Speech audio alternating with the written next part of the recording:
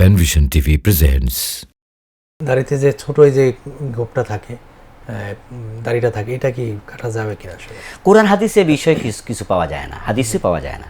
জি। দাড়ির বিষয়ে কোরআনে আছে, দাড়ি রাখতে হবে এটা নেই, কিন্তু দাড়ি বর্ণনা মুসা আলাইহিস সালামের ছিল, প্রসঙ্গ আলোচনা করে আছে। জি। আর দাড়ি রাখার বিষয়ে হাদিসে পাওয়া যায়। জি। এখন দাড়িকে কি বলা হচ্ছে? লেহিয়া। আর এটাকে বলা হয় লাহিয়া। আচ্ছা। চোয়ালকে বলা হয় লাহিয়া, দাড়ি হলো লেহিয়া, অর্থাৎ যেটা চোয়ালে ওঠে। জি। এখানে চোয়ালের টুকু রাখতে হবে, এটা দাড়ি। জি। কিন্তু এখানে এর উপরে যে আছে এখানে, ওটা চোয়াল না, এটা চোয়াল নয়। তো চোয়াল না হওয়ার কারণে ঠোঁটের নিচের অংশ, জি। চোয়াল না হওয়ার কারণে সুস্পষ্ট কোনো আলোচনা হাদিসে এটা নেই। নেই। তাই একদল আলেম বলেছেন যে এটা রাখা ভালো, ছোট দাড়ি, বাচ্চা দাড়ি রাখুক না। আবার কেউ কেউ বলেছেন যেহেতু রাসূলুল্লাহ সাল্লাম এখানে লাহিয়ার কথা আসছে, সুতরাং যদি কেউ না রাখে তাহলে ওটার মতো শক্তভাবে জিজ্ঞাসা বা গুনাহের তাকে কিছু করা নেই। হবে না, গুনাহের কিছু নেই।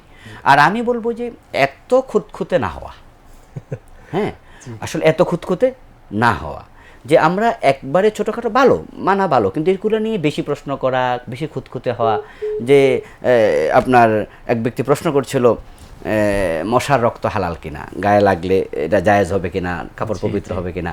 তখনই সম্ভবত ইমাম মালিক রাহিমাহুল্লাহকে কোনো একজন আমাদের আসলাফদের একজন, তখন উনি প্রশ্ন করছিলেন তোমার বাড়ি কোথায়।